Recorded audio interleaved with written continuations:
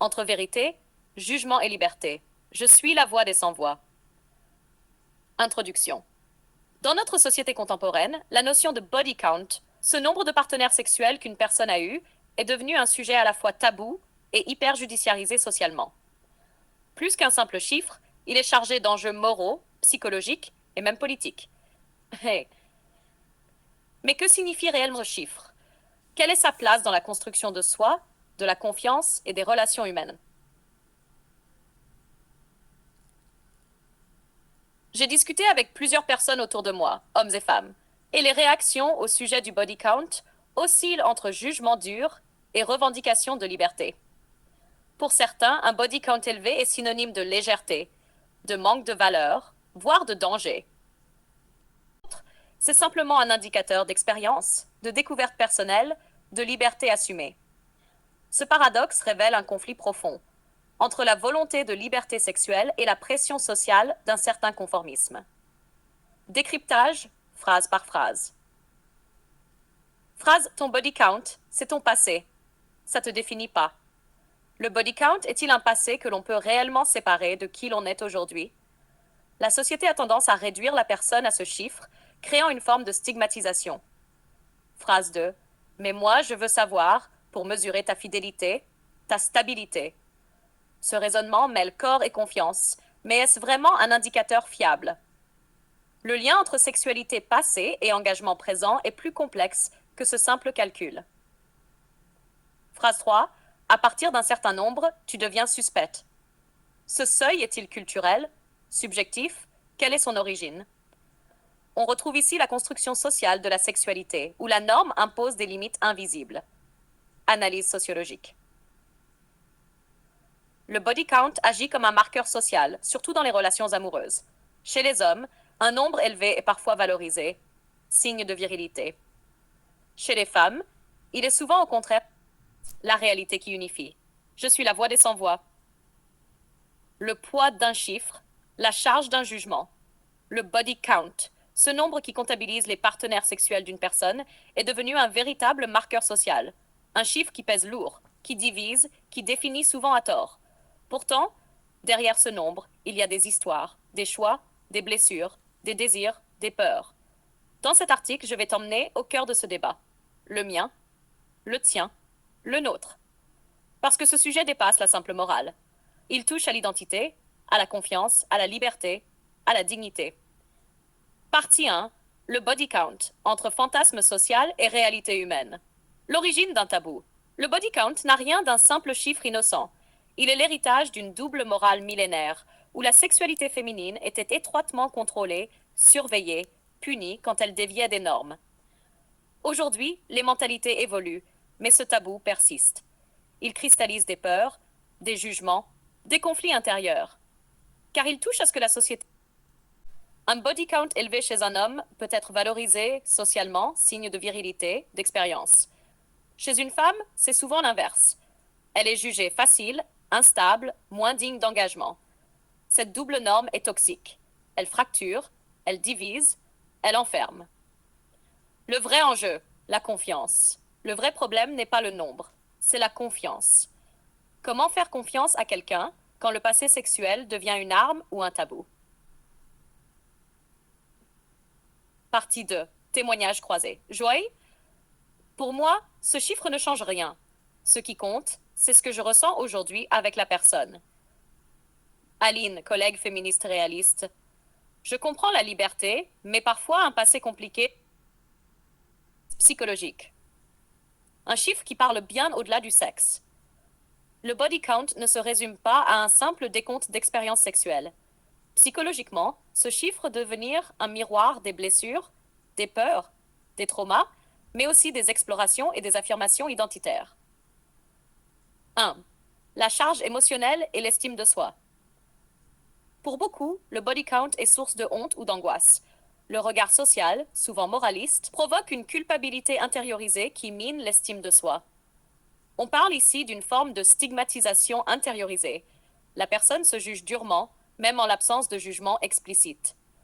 Ce poids psychologique peut entraîner une difficulté à s'accepter pleinement avec son histoire, une anxiété relationnelle, peur du rejet, Une difficulté à établir des relations intimes, stables et sereines. La peur du jugement et l'autocensure. Cette pression sociale génère souvent un silence. Peu osent parler ouvertement de leur passé sexuel.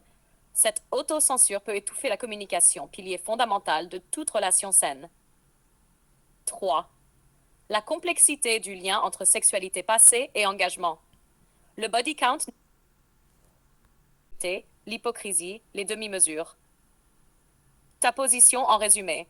Tu acceptes la réalité du passé sans juger ni condamner, mais avec discernement. Tu veux une femme qui a appris, qui a tiré des leçons, qui est prête à construire sérieusement. Tu es un homme de maîtrise et de rigueur. Tu demandes la même chose en retour. Pour toi, la fidélité est un acte de contrôle et de responsabilité. Pas un simple hasard.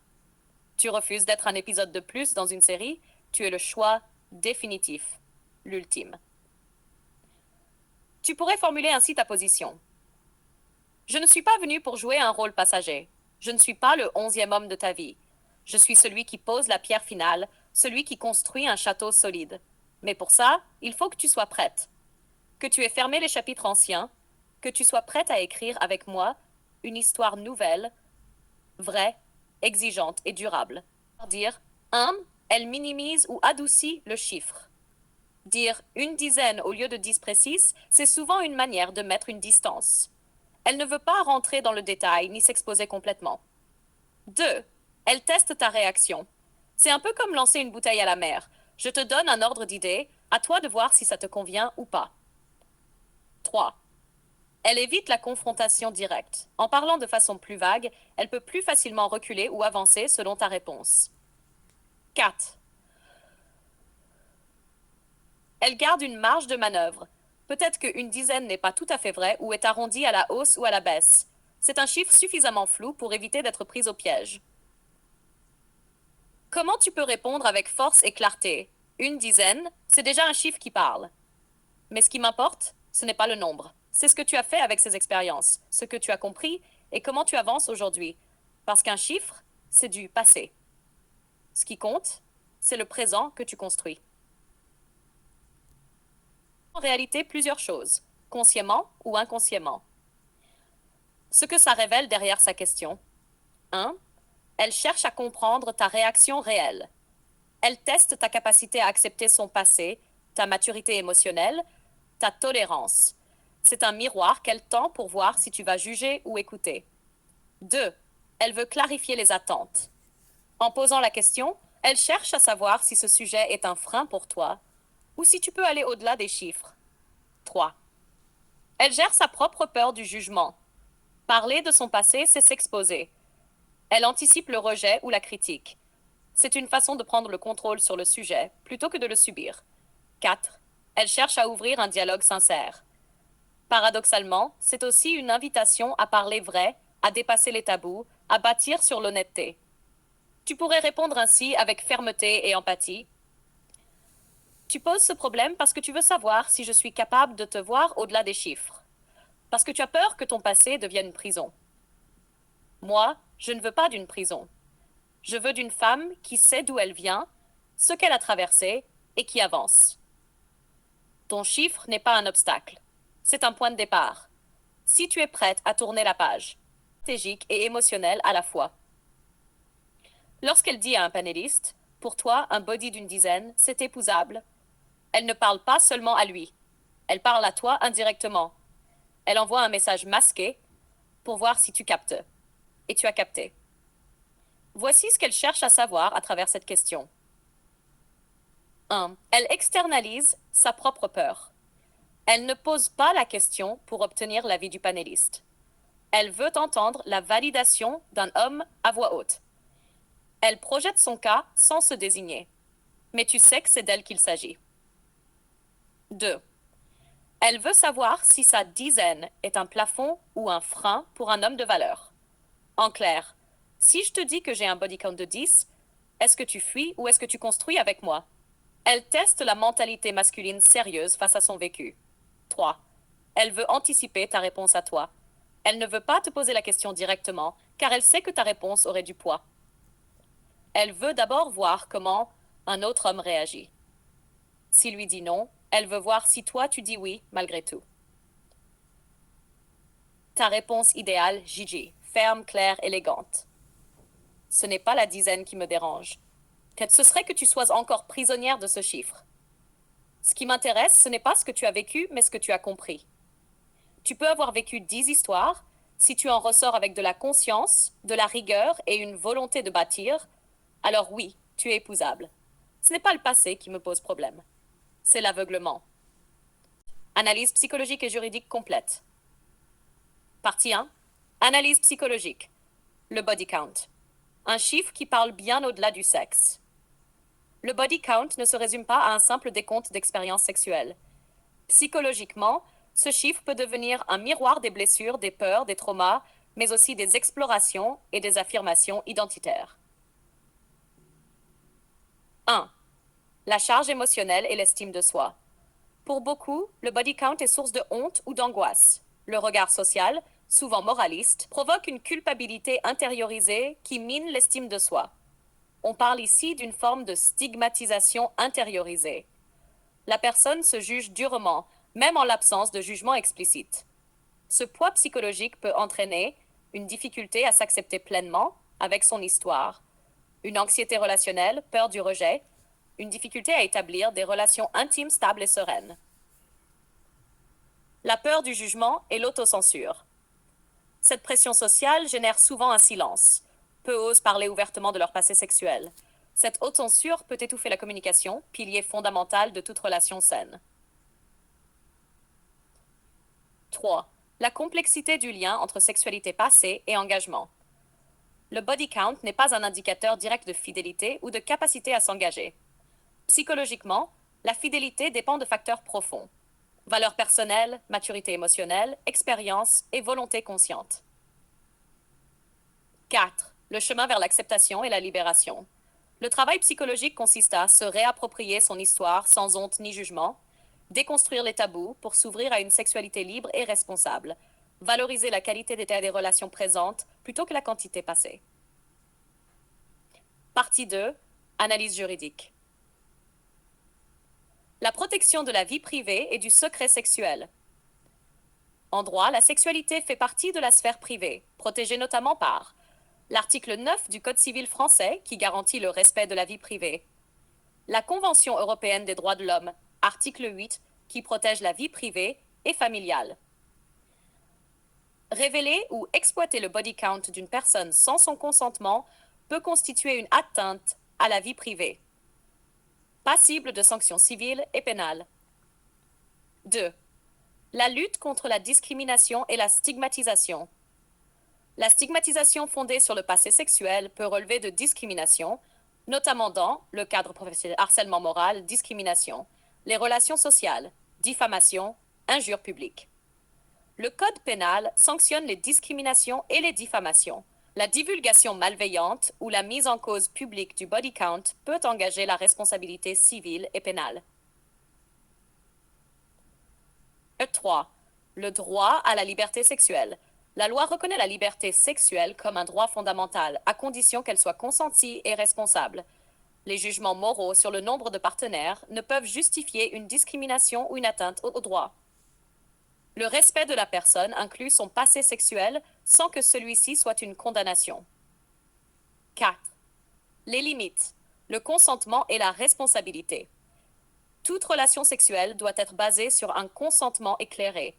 Dans ce cadre, il peut y avoir un débat juridique si un partenaire cache volontairement un passé à risque sanitaire ou des informations importantes. Mais en dehors de ces cas précis, le body count en soi n'est pas un objet de sanction ou d'obligation de révélation. Le body count est un sujet à la croisée de la psychologie intime et du droit à la vie privée et à la liberté. Psychologiquement, il peut peser lourd, mais doit être déconstruit pour libérer la personne. Juridiquement, il est protégé contre les abus, la divulgation non consentie et la discrimination. Veux-tu jugement et liberté? Je suis la voix des sans-voix. Introduction. Dans notre société contemporaine, la notion de body count, ce nombre de partenaires sexuels qu'une personne a eu, est devenu un sujet à la fois tabou et hyper judiciarisé socialement. Plus qu'un simple chiffre, il est chargé d'enjeux moraux, psychologiques et même politiques. Mais que signifie réellement ce chiffre? Quelle est sa place dans la construction de soi, de la confiance et des relations humaines?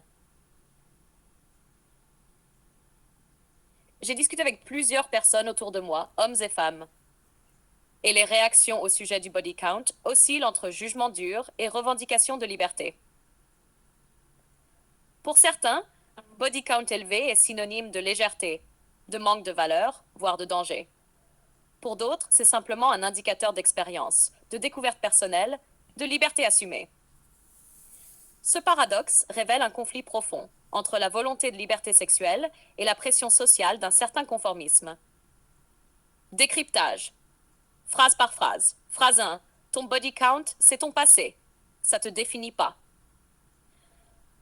Le body count est-il un passé que l'on peut réellement séparer de qui l'on est aujourd'hui? La société a tendance à réduire la personne à ce chiffre, créant une forme de stigmatisation. Phrase 2. Mais moi je veux savoir, pour mesurer ta fidélité, ta stabilité. Ce raisonnement mêle corps et confiance.